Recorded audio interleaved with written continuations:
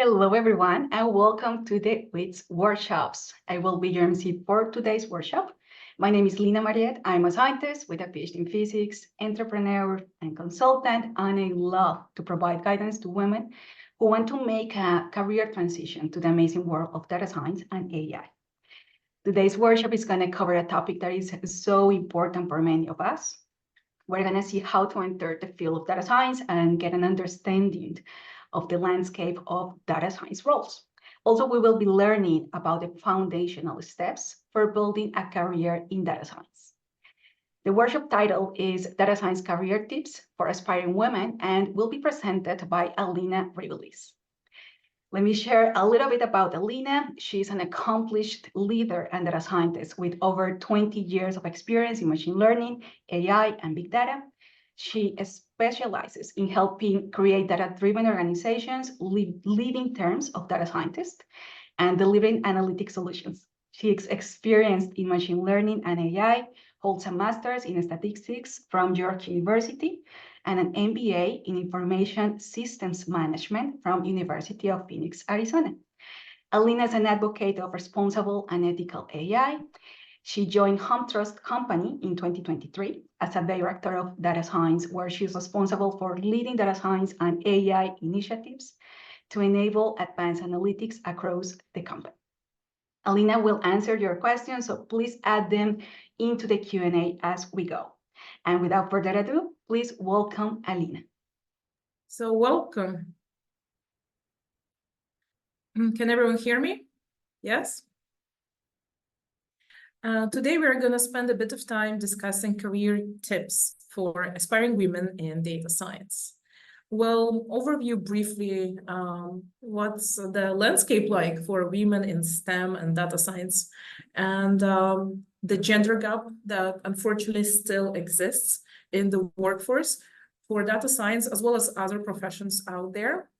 We'll get a bit into the data foundations, the tools, the tech, a bit of the market overview, and what to expect in terms of salary in the field, what kind of positions you can expect to pursue, the roles and the titles, how to build your brand. This one is actually a very key piece that we will focus on today as well. How to build your personal brand and how to position yourself as an expert in data science. We'll also do a bit of just high-level job search and interview tips. So what is data science? Some of us are new to the field. Others, like myself, have been in it for a very long time. I started my career in statistics and mathematics, and I progressed into this field. The term data science actually got coined back in, almost over 20 years ago. And it's a multidisciplinary field. It combines math and statistics and machine learning, business skills. You should have some software engineering, coding skills, programming skills, visualization, storytelling. You should also be a bit of an expert in the field. And I believe it's a little bit of an art and a science joining this together. So who is hiring data scientists? I would say just about any company. Any company that has got data would be hiring data scientists. Banking, finance, insurance, anywhere that you would want to do analytics, predictive modeling, AI type work, across the board, you're going to see data science jobs. Did you know that data science has been ranked in the top 5 consistently across the world, pretty much? And in the US, this is actually recent data. This is it's ranked number 4 on Money US News. And how do they build this profile? Why are they ranking it in position number 4? Well, they're running a scorecard, and the salary, very high, tends to be good. It tends to be a good paid job. The job market tends to be okay. It has gotten a bit more saturated in recent years, I find, especially for data science, but still lots of opportunity. And the future growth is just phenomenal here. The stress is relatively low because you're working with data, you're solving business problems, you tend to go to an office, or maybe you're working hybrid from home, and it tends to be okay work-life balance. In general, it tends to be in the top best 100 jobs, hands down. In 2022, it was literally #1 ranked in the US on Glassdoor list. And the job satisfaction is very, very high. The median base salary, it's $110,000 US. It's very high. And there are lots of job openings. Even right now, if you go on LinkedIn or Google or other job boards, you're going to see a ton of postings for data science as well as other related positions. But there's just something else I want to bring your attention to. Did you know that only 1 in 4 data scientists tend to be women, tend to be female? That's 25% ballpark. Recent reports found that women only hold 26% of data and analytics jobs in the US. The same goes for Canada. We are also ballpark in the same numbers, in the 1 to 4. Yeah. And when looking at STEM, for example, in Australia, only 28% were women, and only 23% of managers in STEM fields were women. Yes, women are a minority. And because we are a minority in this field, we need to understand why this is happening, because there's lots of opportunity. Men, women, this is a big field, right? So there was some research a bit around this. Also looking at who goes into STEM degrees, right? Because often you tend to do STEM-related degree, and then you tend to progress and do more coding, and you kind of land in this field of data science, right? Women receive only 57% of bachelor degrees in the STEM, and just 12% are going after computer science degrees. The same goes for AI. As you know, AI is everywhere now, but women are not as likely as men to put on their LinkedIn profiles their AI skills. Even if they have some of these skills, they're just not advertising themselves as such. They represent a small proportion of workers out there. And men are twice as likely to report AI-related skills on LinkedIn, according to a recent study. When it comes to publications, only 11% of AI publications are solely authored by women, compared to 55% of just men. So there is a gender gap. We know about it.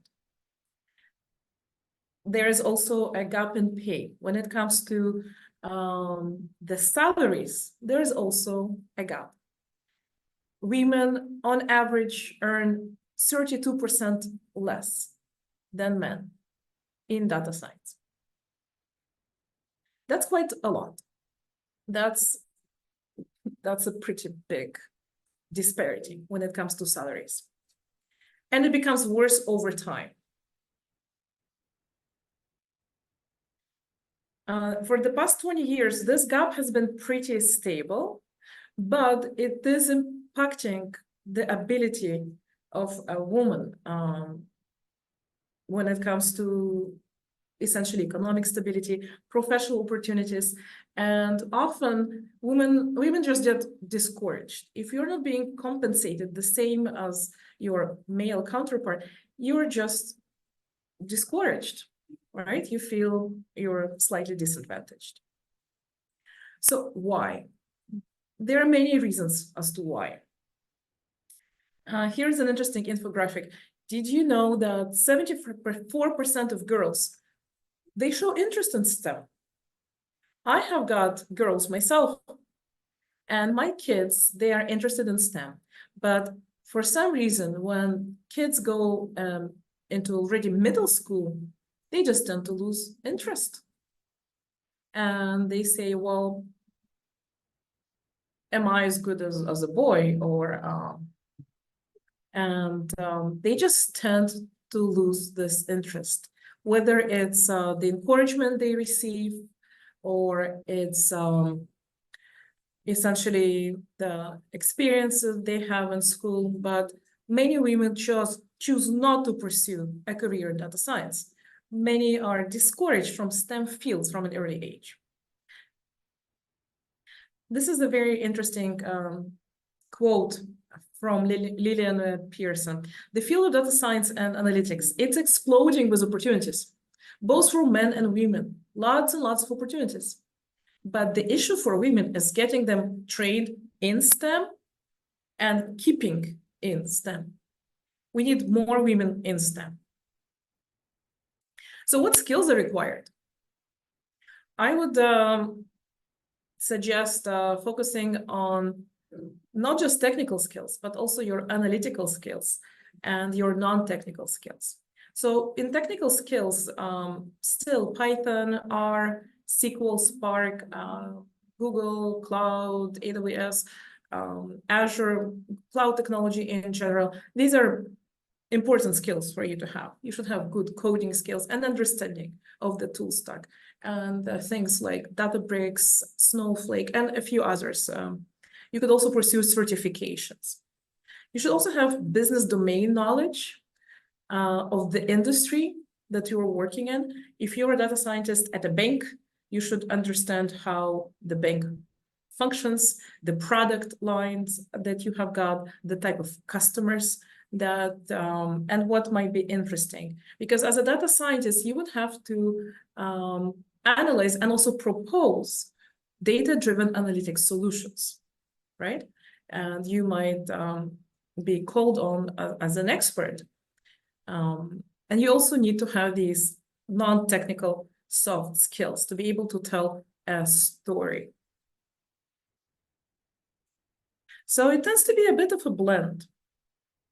There are, data scientists in many companies, depending on the size of the company, you might need to also do some data engineering as well. Not every company is very large and can afford to also hire data engineers to build for you those pipelines and the backend systems. Data scientists often need to be kind of, this expert and this generalist that also knows some software engineering, because you might need to understand a bit there, the business analysis part, and the visualization, KPIs, testing, experimentation, hypothesis testing, research, R&D. It's kind of this big area. And the more expertise you have got, the more skills you can bring to the table, the more successful you are actually going to be. Let's look at the distribution. This is actually a recent data. How well are data scientists paid across the world? And you can see that in the US, in Canada, in North America, we have got and Australia, some of the strongest salaries for data science. And in places like India, in Europe, in South America, data scientists are not paid as highly. Now, don't get scared, because you're thinking, okay, what about outsourcing? Is my job going to get outsourced to another country, somewhere where data science experts are more affordable, right? Well, what you can bring is your expertise, your domain knowledge. This is how you can stand out. Also, some countries or some companies actually, some companies will not go and outsource these professionals, as they do want to have that domain knowledge, that expertise in-house. And often we are working with very sensitive data. We tend to work with PII, personally identifiable information, if we are dealing with customer data. We are also dealing with many data projects and elements. We are also these days getting not just into machine learning and predictive analytics, we are also working with AI type projects. And that becomes a bit more challenging, especially if you're working in a regulated industry. If you're working in finance, banking, healthcare, these industries don't tend to outsource. So these are some of these considerations. Yes, the distribution, it's interesting, and it depends. It depends which study you look at. Depends, like different websites and different studies have been reporting slightly different numbers, but ballpark on average, it tends to be in the 120,000 annual average salary. And if you do not have experience, what kind of pay are you hoping, for? If you do not have experience in North America, be flexible. Focus more on the learning opportunity. Focus more on that opportunity to get your hands on interesting business problems and on interesting data. And you might expect anywhere in the 60 to 85,000. And this will depend. Are you coming from a master's degree in the field? Are you a career switcher? Potentially you got yourself into computer science and now you became a data scientist. Or maybe you started from a field which is not a STEM field. I teach actually data science and statistics as well on the side. And I have got students who came from non-STEM fields. And they also tend to do well. But you do need to be flexible when it comes to an entry-level position. Your salary ballpark in this field, and as well in some other fields, it's going to double by the time you hit 10 years of experience.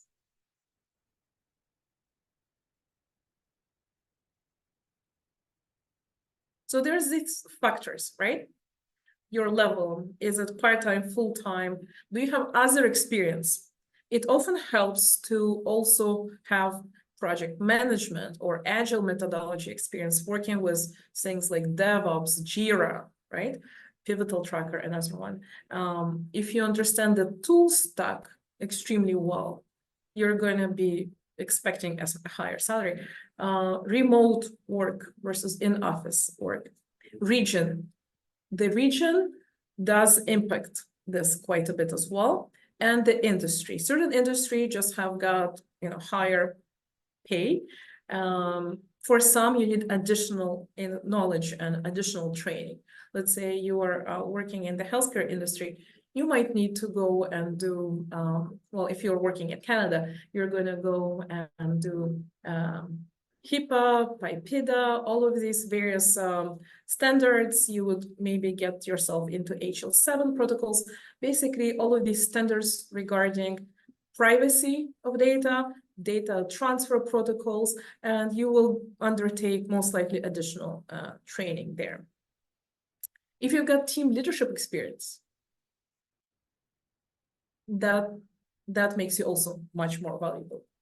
And to gain this leadership experience, you don't necessarily have to be officially, a team lead. You don't actually, or a manager, you don't need that title.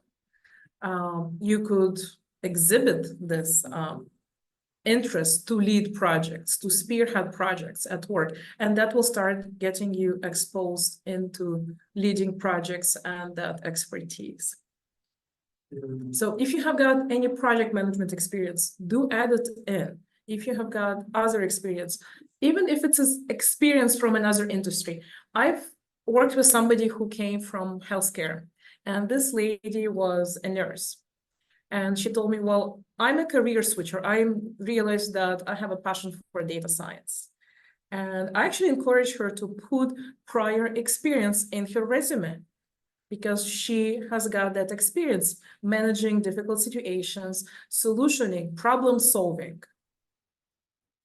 Include that on the resume. This is a Canadian slide because I'm from Canada, and this is also a Python developer. You do double, ballpark, every 10 years, your salary. But you know what's interesting for women? The point, yes, you do double your salary every 10 years, but for women in STEM, at the 10-point mark, women tend to leave the field, unfortunately, for various reasons. Family circumstances, childcare, sometimes you're looking at, well, if I'm not compensated as well as someone who, who is not a woman, well, should I stay in the field? And it's a bit unfortunate, but yes, every 10 years you do double your pay, but 10 years in, women do tend to leave. So my recommendation for you is stay resilient, stay empowered, and ask yourself what it is that I actually want. Listen to your own voice and be aware of all the trends and patterns that are happening around you. Right now, we have got this amazing AI boom. Lots of opportunities around AI, lots and lots. Data science is a very, very growing field, right? That means you also have to learn. You have to stay on top of recent technology. So how do you land this job in data analytics? You might be new to the field, or you might be an expert with 10 years, 20 years of experience. Regardless of where you're at in your journey, you do need to develop your skills. If you're more early stage career, you would be focusing more on your technical skills. You will be building out a portfolio, you would be hosting it, you would be demonstrating your skills, you would be brushing up on certifications, you might go after advanced, for example, certificates, maybe bootcamp programs. Regardless of if you're new or late stage, you're also going to be networking, joining events, attending conferences, maybe speaking at some events, sharing your knowledge. You can also apply for internships, right? And if you are interested in landing a job in data and analytics, you need to apply for jobs. Did you know that there are many studies on this actually? When a man submits an application for a job, the man would make sure that he would fit 60% of the requirements of the job. A woman tends to apply only when she meets every single criteria. And I know this about myself as well. If I have got a list of 10 things, only then I will apply for the job. Women just don't apply as much.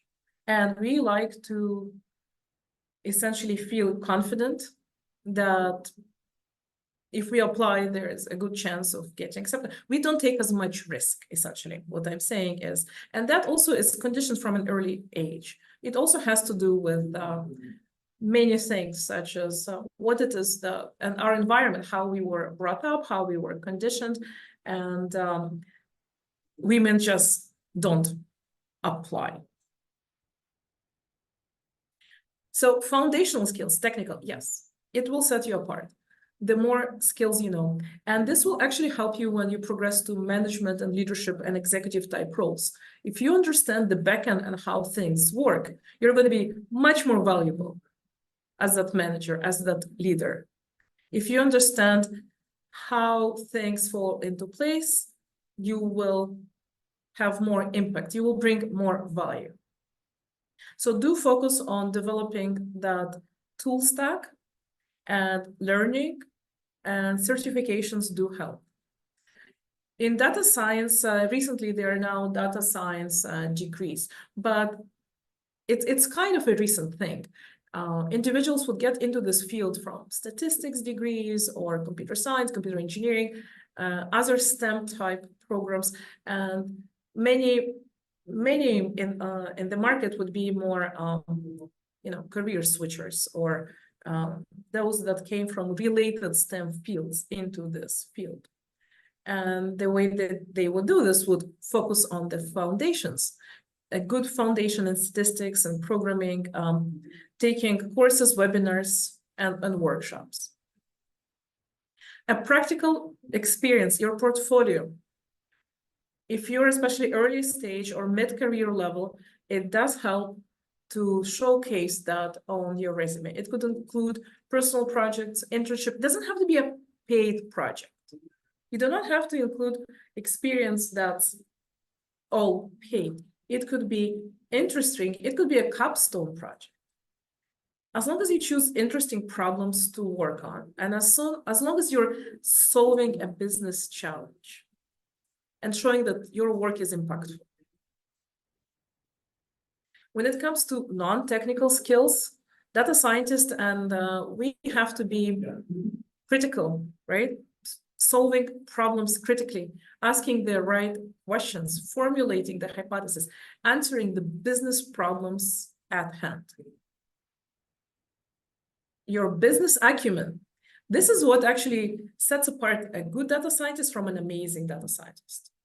Having that business understanding of what it is you're trying to solve and communicating properly to non-technical teams, to the business, and as well to technical side, being that you're kind of this bridge between, as I say, between the business and the technical side of things. You are solving business problems.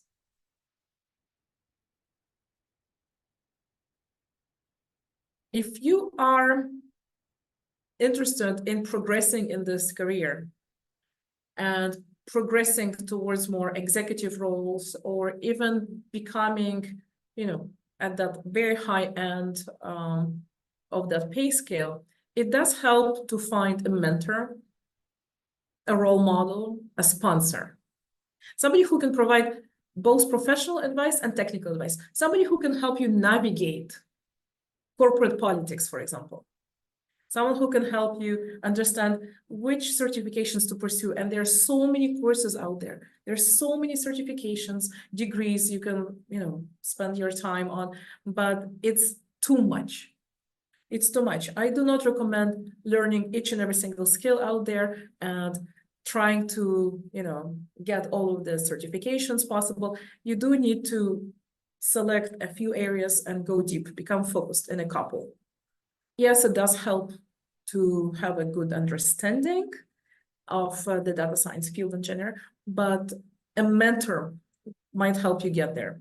And a sponsor tends to be a senior level member of a company who is invested and interested in you succeeding. So look for these types of opportunities and explore if there's a mentorship program in your company or outside. And when you're applying for a job, this could be one of your questions. Is there a program?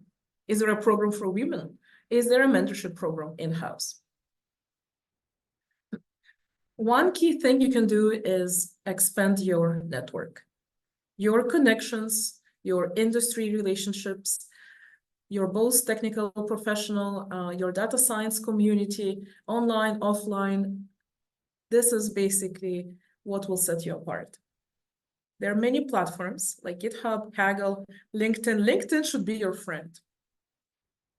It should be your friend. If you're attending a lecture such as right now, like this one, do that LinkedIn search. Send in that LinkedIn invitation. Expand your network. Don't hesitate to reach out to professionals, individuals you might admire.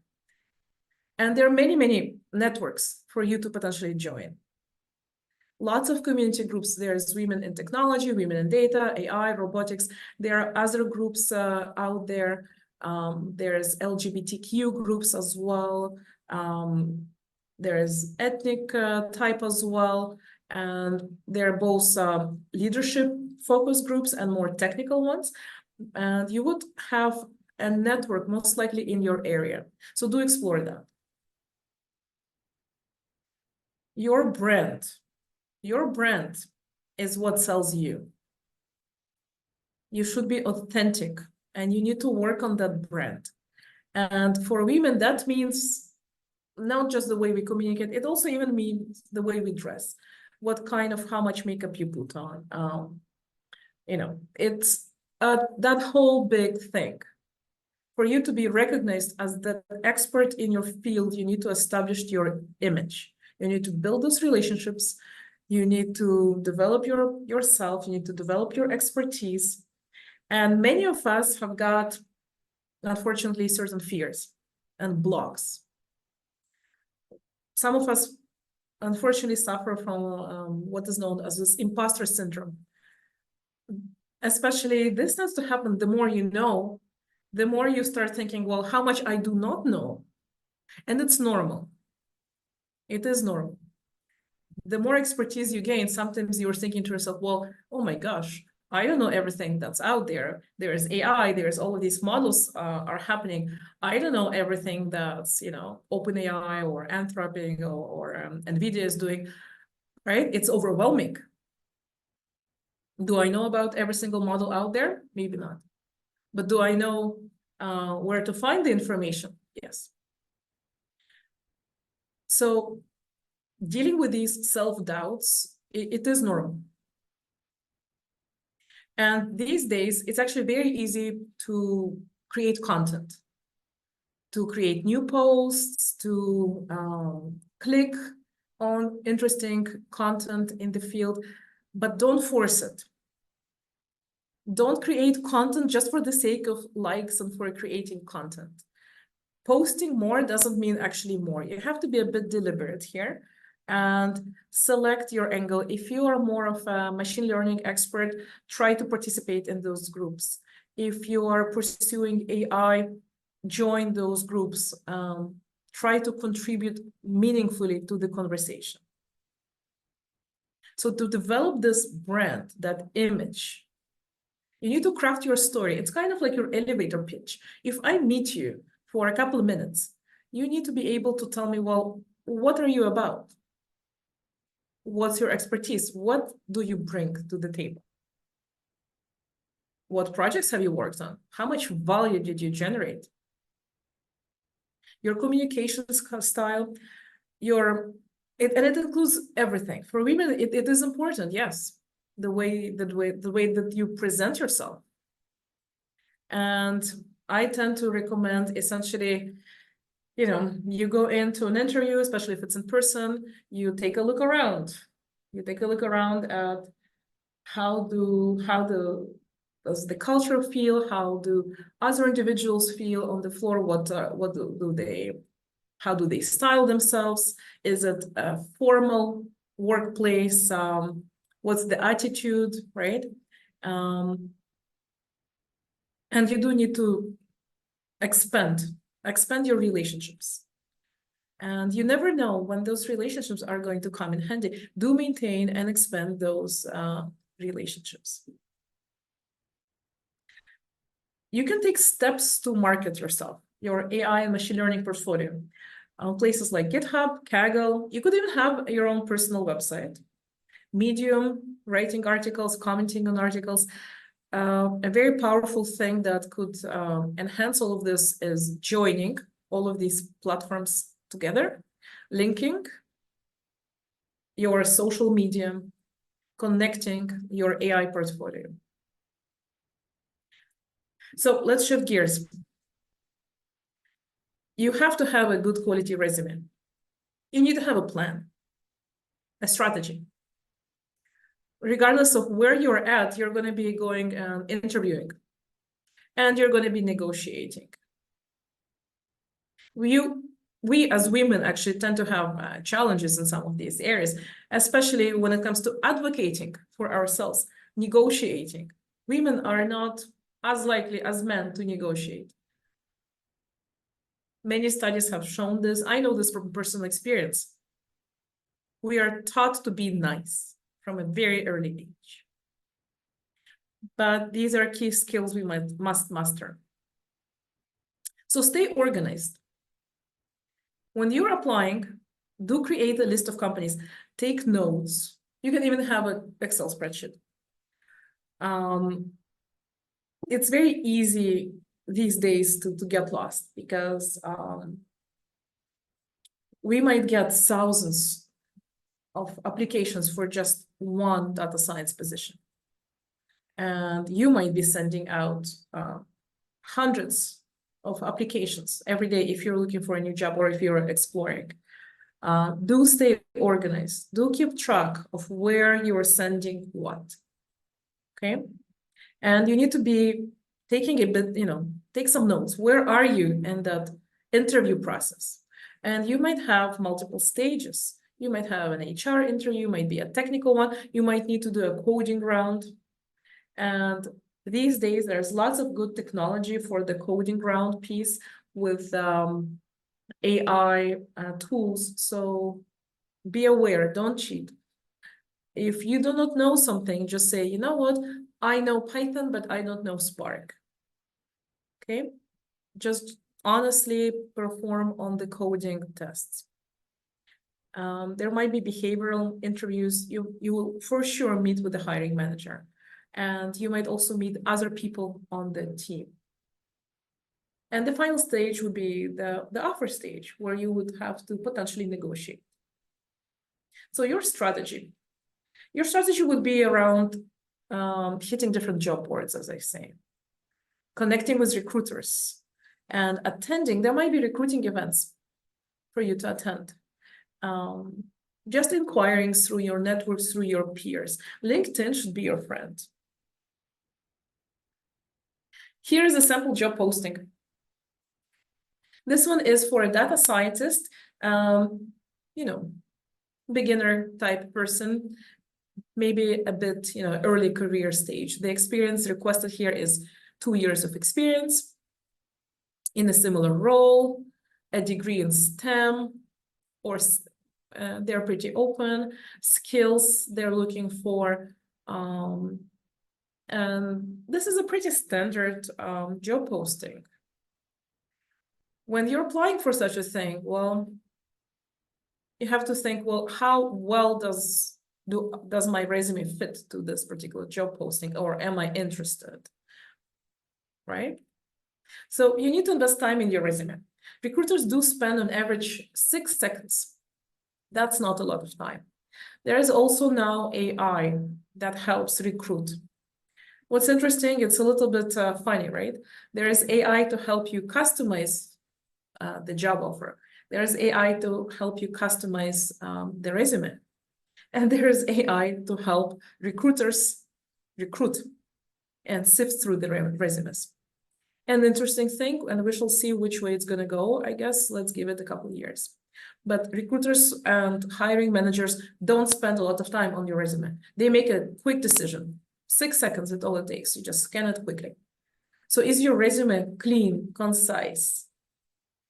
There are certain formats that don't help all of this tools and technology to scan your resume.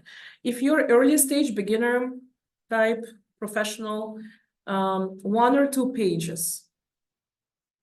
You could go to 3 pages for a resume if you're an expert with over 10 years of experience, maybe, even more. If you have got a page of publications, if you're going more after research type jobs, if you're an executive, that's when you would go into the 3-page zone. Otherwise, you would stay in the 2 pages. So is your resume tailored to the role? So here's an example. It's a clean-cut resume. Some of you might say, well, it looks boring, right? Not too much color, but it's clean-cut. It's easy for the machine actually to scan this through and to find the right keywords and flag you and to see how much years of experience and what are the key technologies that are coming out on this resume, right? Your education, your experience, relevant projects. Do your research. When you're applying, you should research the role. You should also, actually, as a good practice, you should research the hiring manager. And LinkedIn is your friend for this. Do you know a bit about the culture of the company? Do you know about the tool stack?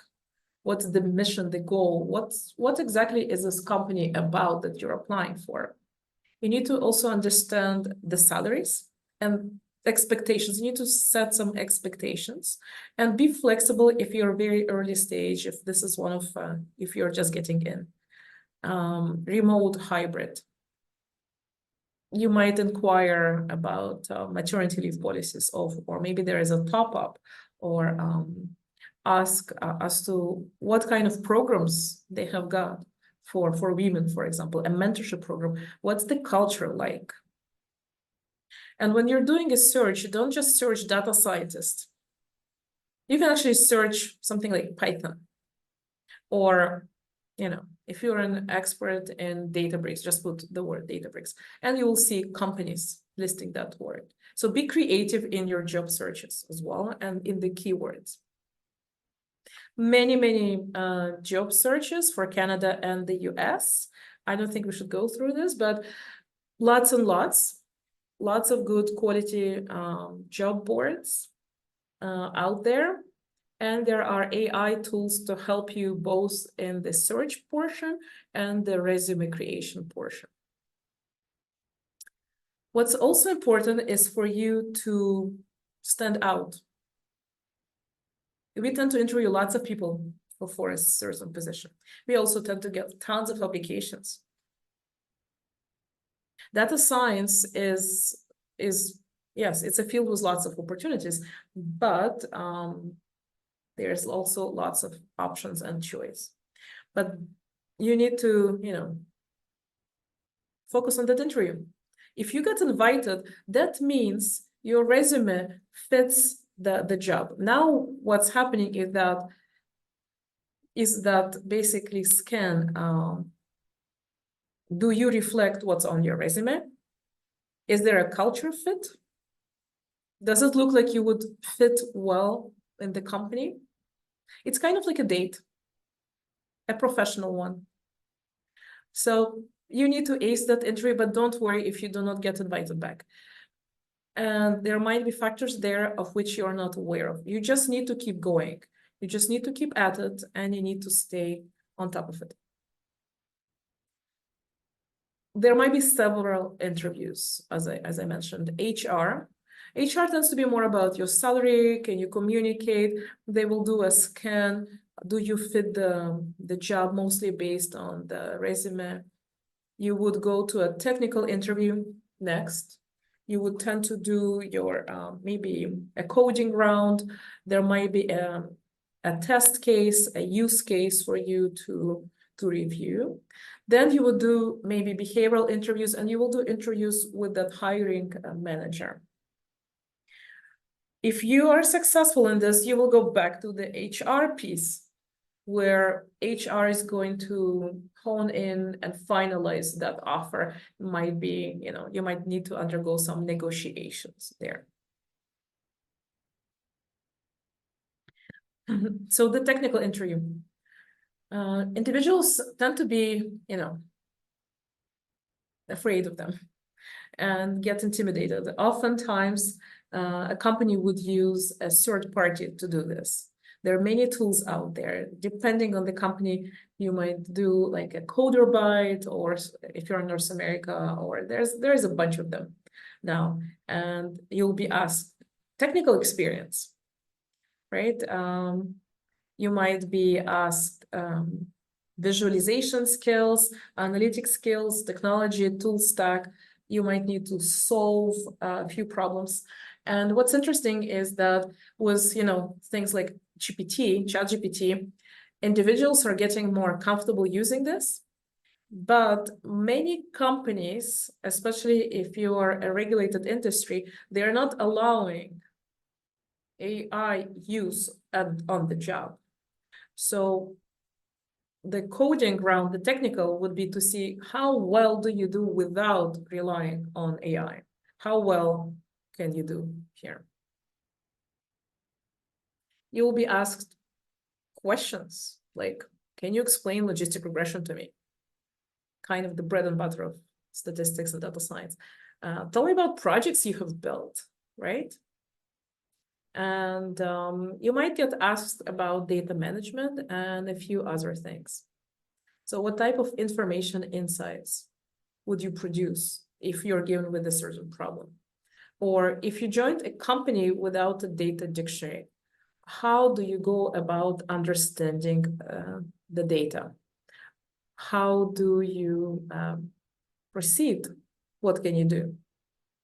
I'll tell you an interesting story. I joined a company many years ago, and there was a credit card, but there was no data dictionary. My team had a challenge tracing the data.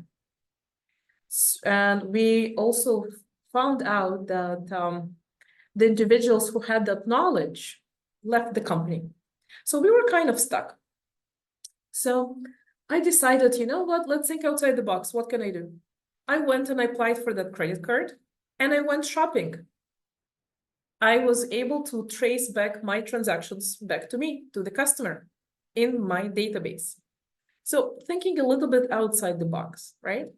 I literally went and got myself a chocolate bar. I went to another store, and I retained all the receipts so I could have the date stamp, the number, the merchant ID. I was able to use this information to go back and reconstruct, and that helped us figure out the data dictionary.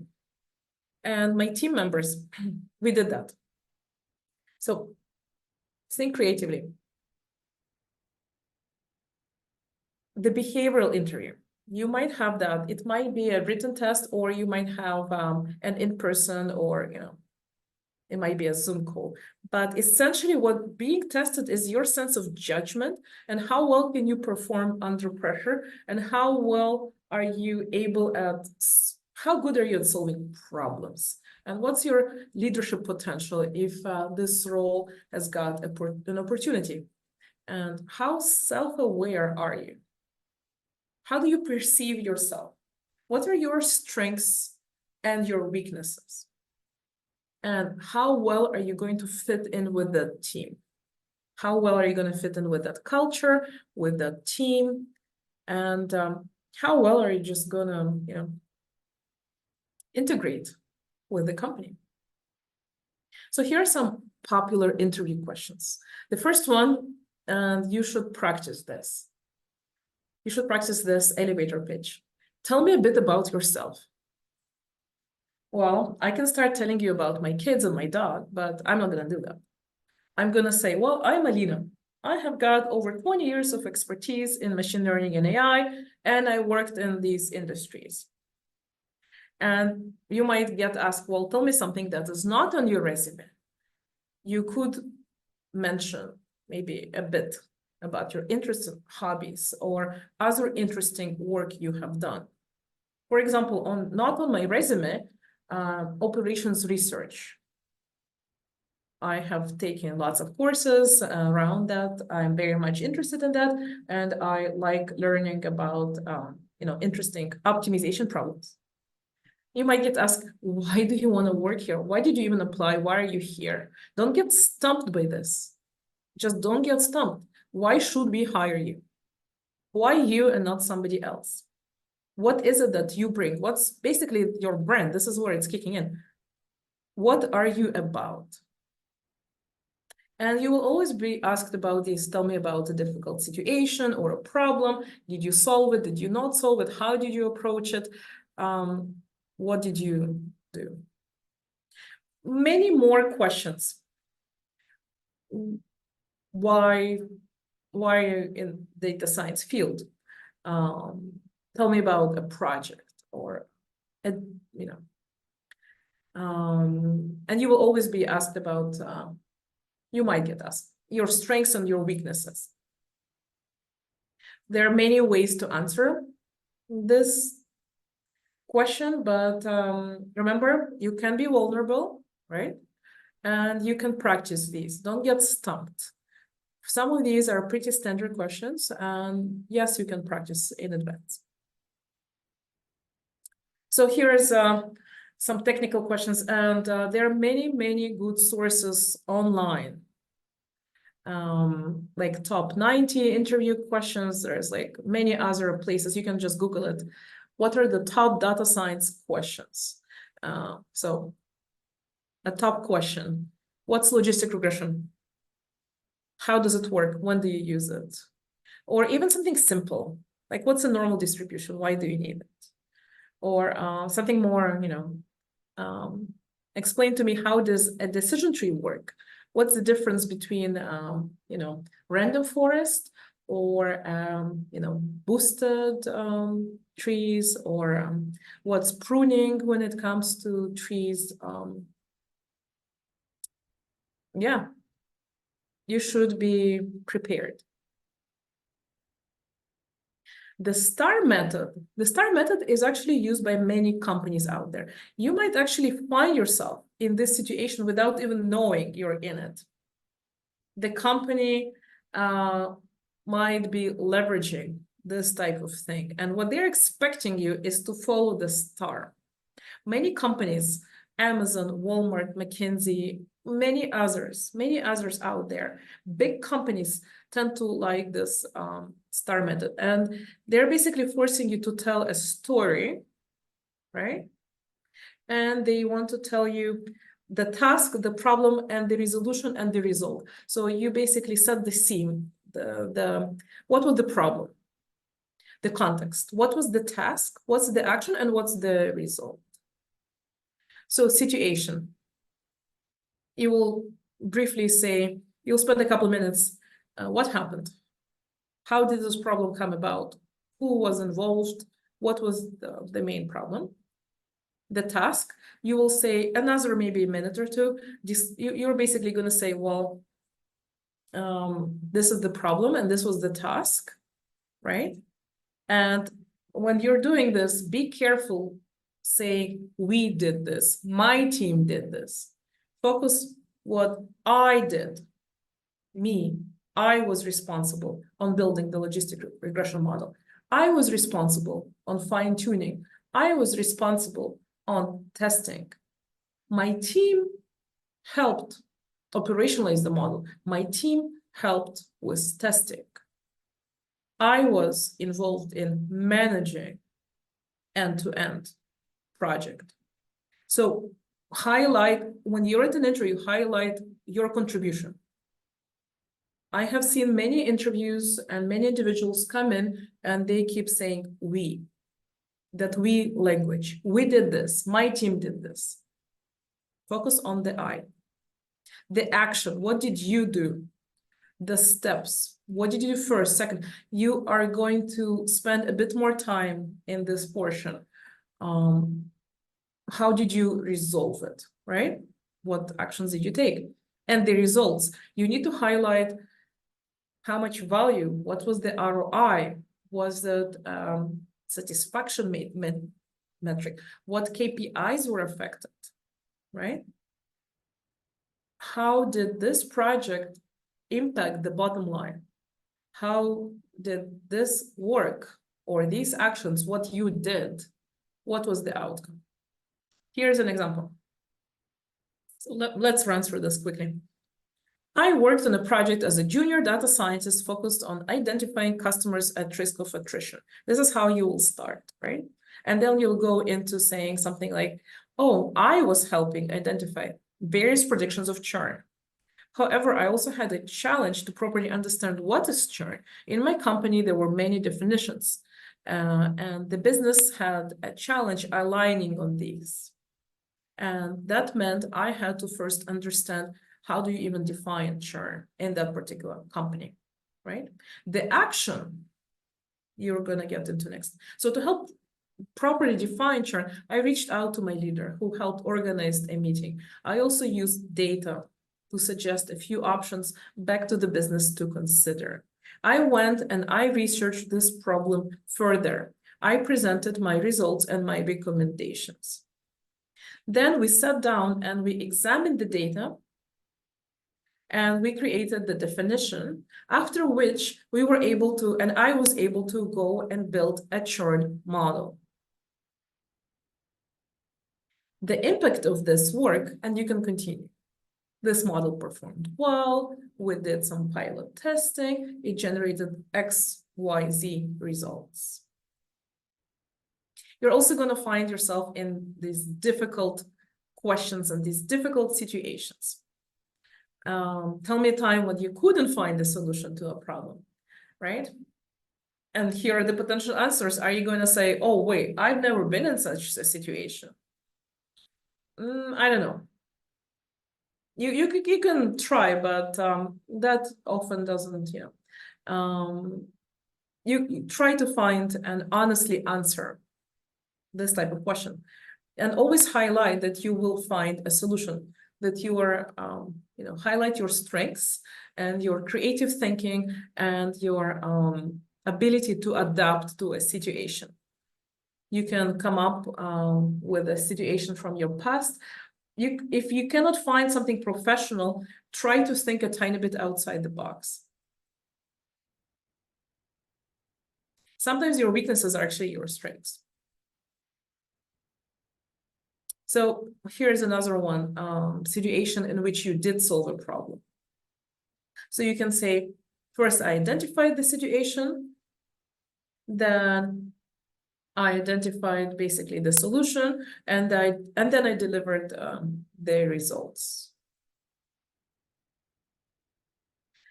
Share an example of time you had to manage multiple competing priorities. Or you might actually, here is a classic question. What if your boss gives you a problem and the vice president also comes and gives you the problem? Which one do you work on first? And the answer is not, I'm going to work day and night and try and solve everything for everyone. That's not the right answer. The right answer is, I'm going to go check in with my leader as to the priority, as to which one should I undertake. Oftentimes, our tendency is to try to make it all happen. Let's solve everything. Let's solution it. Let's work day and night and work on all the interesting problems at the same time. That's not the right thing. You're going to get burned out. You're going to have a bit of a challenge with this, work-life balance. And you're also setting that precedent. Well, if you're working day and night, or if you're setting that bar or that boundary that you are somebody who is just going to be working day and night on all of the problems, then that's what's going to continue. So the right solution in this case would be to say, I'm going to go check in with that manager and I'm going to help prioritize, and I'm going to request feedback, and I'm going to request support from my manager who might be closer to the situation to help me prioritize my tasks and my work. So the answer is not, I will work overtime. The answer is, I will reach out to my leader to discuss the situation and produce prioritization. Many more questions could be about weaknesses, about strengths, about why, and try to think about a few examples, right? Try to spend a bit of time thinking, how would you answer such a thing? And a good idea is to also say how you overcame these challenges. Questions. At the end of the interview, you tend to ask questions. And a good idea is to ask about the team, about the function, about the culture. Are there programs that support women? I myself am a parent. I have got kids. I'm very much interested as to what's available. Are there any accommodations? If I need to be a bit more flexible, can I come in earlier, later, right? Are there any opportunities for growth, and how to be successful? A good question is always to ask at the end of the interview, what does success look like? How can I succeed? And can you tell me about the people that I'm going to be working with, or projects, or, and I always ask, you know what I ask? How long have you worked in this company? Are you happy here? If the person interviewing you is giving you a positive, reaction about the company, yes, that's a good thing. So you might be tempted to ask about the tool stack, about the technology, and ask about the culture. Don't be shy. Ask about that hiring manager. how long they have been there, how much do they enjoy it, and what they find it challenging or interesting about that work. And how do you measure the success? So tips. Eat lunch and breakfast. If you're hungry, it doesn't help you. Smile, be comfortable, relaxed, and there is an acronym, right? Which is FEAR. You just forget everything and you relax. I know it's easier said than done, but it's an interesting acronym, because what we have got is sometimes fears or blocks. And as a woman in this field, I find myself also, you come into a situation and you start thinking, well, what if I don't know enough? Or what if I'm not as prepared as I should be? You start doubting yourself. And a good acronym is just count back, 5, 4, 3, 2, 1, take a deep breath, and take it easy, because this is not going to be your first or last interview, right? And you do have options. If they have selected you for that particular interview, if you're there in the hot seat, it means you have already, been selected out of thousands of resumes, and you're already in that hot seat. And taking those boot camps and studying and being confident in yourself, in your career, that will set you apart. Negotiate your salary and be flexible, and also know when to be flexible. Know your worth and your value. You need to advocate for yourself. There are many books about this. Women just don't ask. When it comes to negotiations, women do not negotiate, because we are taught from a very early age to be more, in agreement, to be, to not, essentially we tend to shy away from these conversations. And that has to do with how we were brought up and that whole perception of a woman speaking up. And there was an interesting study that men will negotiate more likely than women. But when a woman is doing this salary negotiation on behalf of somebody else, then the likelihood of success of this negotiation is actually pretty equal. When the woman is advocating for herself, she's not, she's either not going to do the negotiation, or she might undervalue, undersell herself, or essentially speaking up. You need to share your experience and contributions confidently. 2 decades ago, Linda, Babak, and Sarah outlined several studies, and it's an interesting book, that women's reluctance to negotiate, and what are these fears and these blocks that essentially your worth, and how exactly are you going to be perceived. We are taught to be liked. We are also taught not to take as many risks. And speaking up makes you feel like, well, I'm risking maybe not getting hired at all if I start negotiating, right? We tend to be a bit more risk averse as women. So learning how to negotiate, that's a key skill, because all studies show if you can negotiate upfront, it's much easier than when you're already in the company on the job for you to get that bump in the salary.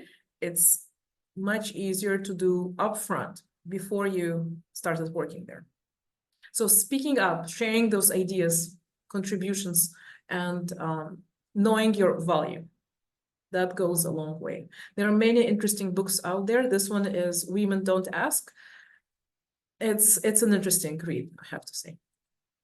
Be agile. The field is constantly evolving. These roles are shifting.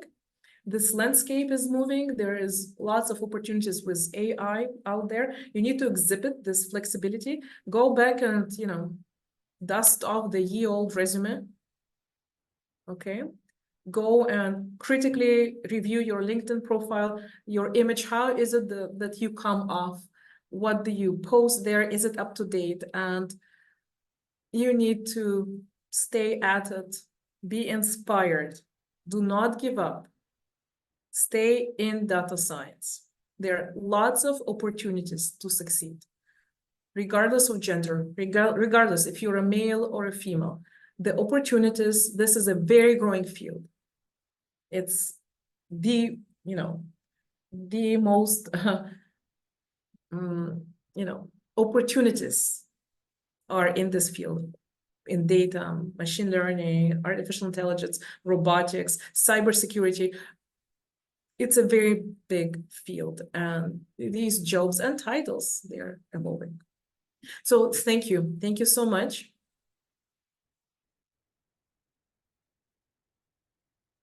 Thank you. Thank you, everyone. Thank you, Alina. Wow, thank you for such an amazing presentation. It was truly awesome, and I feel so inspired after hearing it. So thank you very much. We're gonna take some questions. We have some excellent questions from the audience. So let's take a look. So the first question is, a low starting salary may affect the subsequent starting pay when one switches jobs. Do you have any advice to mitigate such issues? Not necessarily. Not necessarily. If you're early on in the career and if you're taking a low starting salary, not necessarily, because you do not have to actually say exactly how much you were making. You're not legally required. And I actually, you know what I did many years ago, early on, I was prioritizing the opportunities. And I remember taking quite a bit of a pay cut, going to another job, which gave me more experience and access to very interesting projects. But I also had to take a pay cut. So I went a step down in salary, but I went quite a big step up when it comes to that experience piece. And early stage, don't worry if you're starting, if somebody, and you know what, I tend to hire all the time, and I actually, hire all the time for these types of jobs. Don't start saying, well, but my friend got this and this salary, or if I start low, then I cannot progress. That is not true. You will progress. You might need to switch to another company at some point if you're not seeing that progression, but you will progress. Thank you. It's a little bit more of thinking in the long term, I think is. Yes. Okay. So next question is how to build a compelling project portfolio that stands out to employers. Well, you need to select which industry you're going for. If you are, let's say, in retail, try to consider projects such as customer insights and analytics, product recommendation engines. It's always a good idea to have such a project. Just customize the projects and your portfolio to the industry that you're aiming for. Yes, very, very important. Okay, so next is, with the field being so vast, it is difficult to figure out where to focus building knowledge and experience to find one's niche. Do you have any suggestions on honing in on that without getting so overwhelmed? Even I find this really overwhelming. There is so much happening, and there's so much you can research and so much you can get into. I always suggest learning and studying that next thing that is in line with your past experiences. Not necessarily, just staying in one area or one specialization, but if you come, let's say, from biochem, biotechnology background, right? You should select the analytics and the tools that might help you if you're in that industry, that might help you there. And also another factor there, it's going to be something like, what interests you? What do you feel passionate about? If you have got more of this aptitude for coding, go after coding courses, but don't go after everything. Don't try to learn R and SAS and Python. These days, Python is the #1 skill set that you should have. Spark also helps, and you should also learn SQL to help you extract that data. Companies don't always have the luxury of giving you an analyst to help you prepare your own data. So focus on that. And when it comes to AI, you should be aware of what's out there, right? You can take a few courses to understand what's it about. And it's more about finding the information, not knowing everything, but trying to understand where you should look. And don't try to study everything out there. That will definitely feel overwhelming.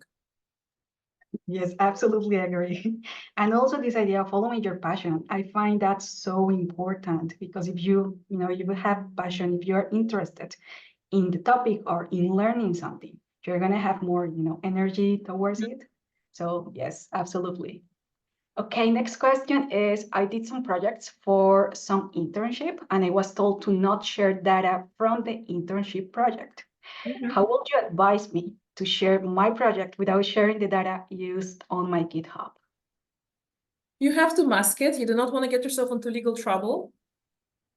If you're told completely not to share it, what could be done is go back and ask, can you add a random, for example, component into the data? Shifting the fields, adding some sort of random component, masking the data, changing it. And would that be appropriate if you could share that? Changing the names of the variables, for example. It will be quite a bit of an effort. It's almost easier to find a synthetic data set out there and running your project on that synthetic data set and posting that. Actually, that would be my first recommendation. The second one is discussing that particular project and is masking a possibility. Mm-hmm. Okay, yes, because I mean, you already acquire all the skills, for that project. So you can just create a new project with different data, using the same skills, the same kind of vibe, and that's it, right? Well, I think it sounds more easy, at least. Okay. So next question is, after working several years in healthcare, I wanted to switch careers. I am now doing a master's degree in data science. I am interested in studying, so I am thinking about maybe doing a PhD afterwards. From an industry perspective, when do you recommend to pursue a PhD versus start working in the industry and gain experience on the job? Depends. In some industries, like biotechnology, let's say clinical trials, they will need to hire somebody with a PhD on the team. If you're not in that field or area, a master's degree is sufficient. And the experience that you gain is actually going to be more important than the PhD. It's not on my resume, but I did do a PhD program, which I did not complete early in my career, because I've realized that experience is more valuable. And I did not finalize, I didn't complete my thesis, but that was me, that was my situation back then. If you do have that passion in academia, in writing, research, producing content, then a PhD is the right choice for you. If you see yourself more following this academic teaching, even though you can still teach without a PhD, but if you do want to get more into research, that PhD is going to help you. If you're interested in more industry experience, then that's the choice for you. Yes, sure. And also, thinking, well, I have a PhD and it's a compromise for 5 or 4 years. So you need to think about, how much time do you have? And when you finish your PhD, then what is going to be your situation? So yes, definitely. Okay, next question is, at what stage of the interview will you ask the questions about PTO, child support, etc.? Say it again? At what stage of the interview will you ask the questions about PTO, child support? Yes. Etc. Offer stage. It's I tend to hold off. Sell yourself on your technical skills. Get the company interested toward the very end that you're approaching the offer stage. It is a deal breaker for some of us, right? Especially us as parents out there. We have to have that flexibility, right? But I do recommend towards later stages, and it's definitely an HR type question. That will be directed more towards HR. And for sure, in the offer negotiation phase, you should mention these things, and they will come up naturally at that phase. But you can try even before, but it will be towards later stages. Okay, you think they are going to ask anyway? They're going to end up asking about it or not? Many companies do have PTO. It's a pretty standard thing. You might be asking about more accommodations, or you might be requesting exceptions, right? You might be asking, well, can I, if we are, let's say, required to do a hybrid environment, 9 to 5, but I have to drop off my kids in daycare, is 9:30 possible, right? And you do need to discuss this early on with your potential supervisor, with that hiring manager. So it is a good idea to bring that on, but bring that towards the end of the interview, after you have showcased your technical skills and abilities. When they're eager to hire you, basically. Yes. Yes. Okay. Next question is, women are often punished for speaking up. How do we get over the hesitancy and fear? I actually have this quite a bit myself. I just say to myself, you know what? Perspective. How big of a problem is this? Big or a little problem? You tell yourself, you know what?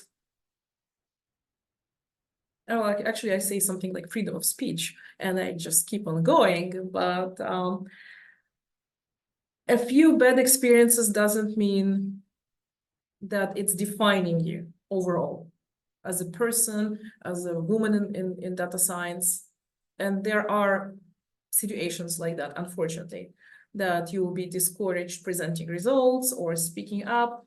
And you do see this often, especially in male-dominated, data science, data engineering, as a woman, right? But you just need to position yourself as that expert, and don't let yourself be, drowned out, and don't keep advocating for yourself. And a few bad experiences doesn't mean bad overall. Okay, so perspective of It's all perspective and attitude.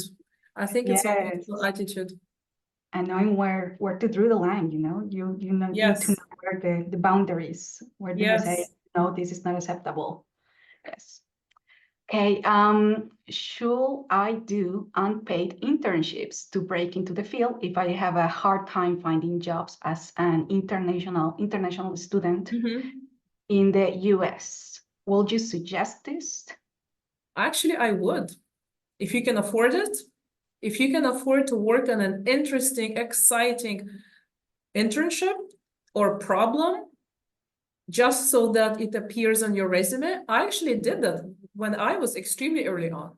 I took on unpaid consulting work, and I've took on very interesting projects, and it was without pay. Okay. If you can afford it, go for it. Okay. Really good recommendation. Next question is, I have 4 years of experience in marketing, and now I am trying to move towards data. What did you suggest I can do to stand out?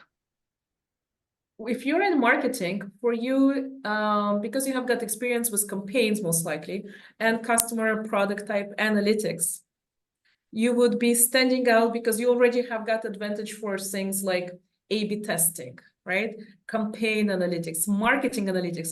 You would try to bundle your past and your future together, and you would bundle it up as that marketing analytics, AI, data science professional.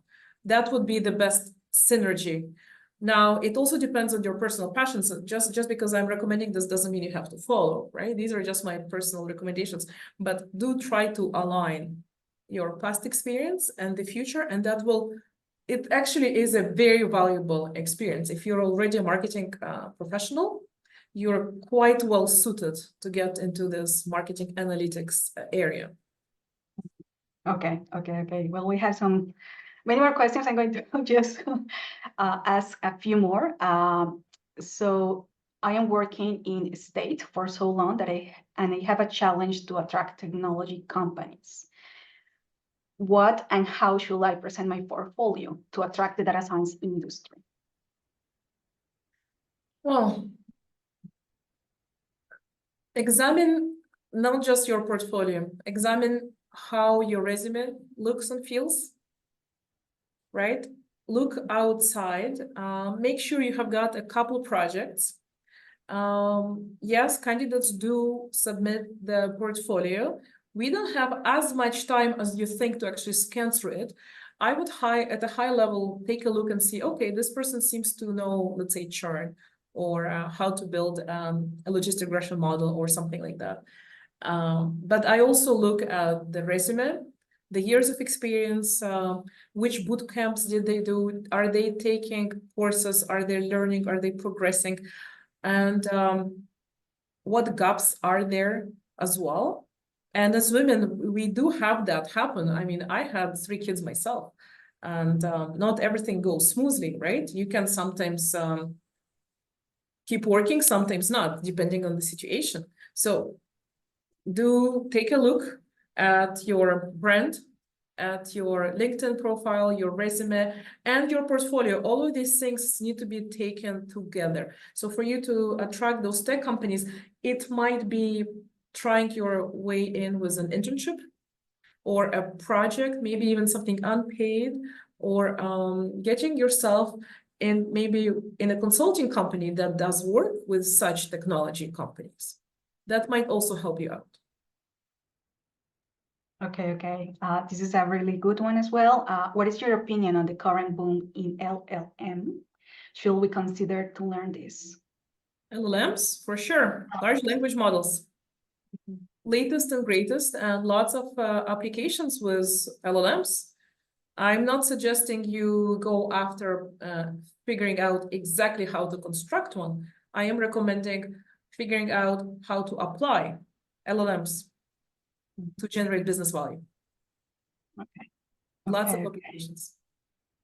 An interesting one is, what are some challenges you have faced during your career in data science, and how did you overcome them? Any advice to me as I start my journey?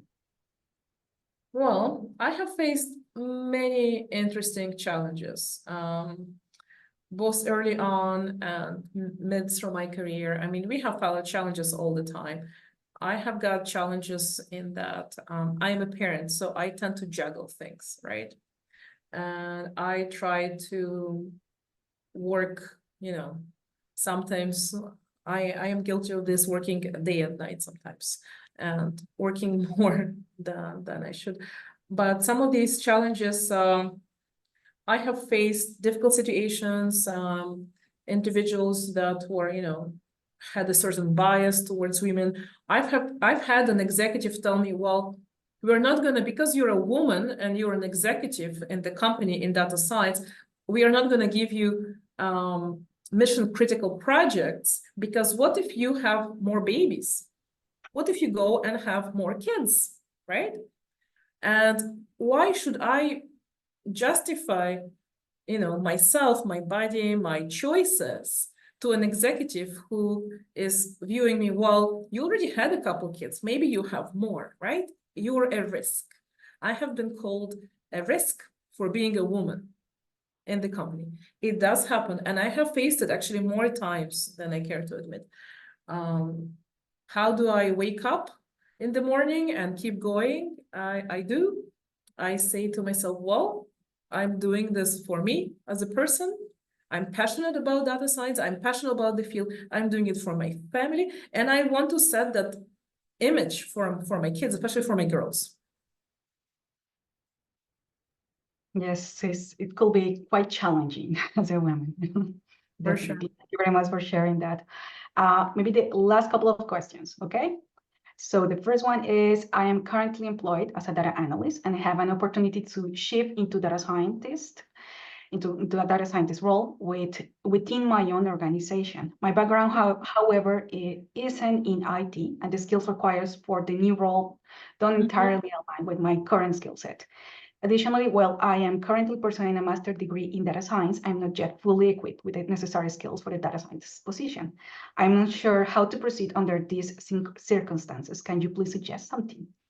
I think it's perfect, actually. If you come from an IT field, even though that you're not, now you are in this data science program. So your background and the current program, they're actually perfectly aligned.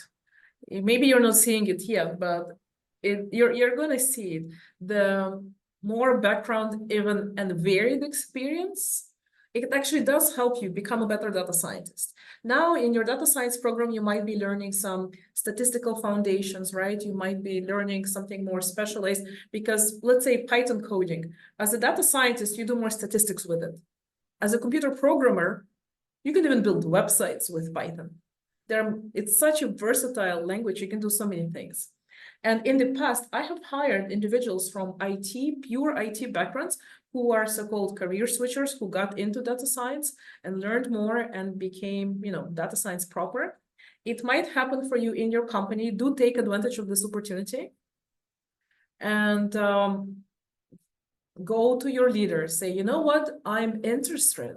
I'm taking the steps. I'm taking the right steps to develop myself. I'm switching from this IT role more into this data science role. And I'm taking the necessary steps. I'm in this data science program. Can I do, you can ask for accommodations working with other teams. You can ask to work a tiny bit with the right departments or the right projects.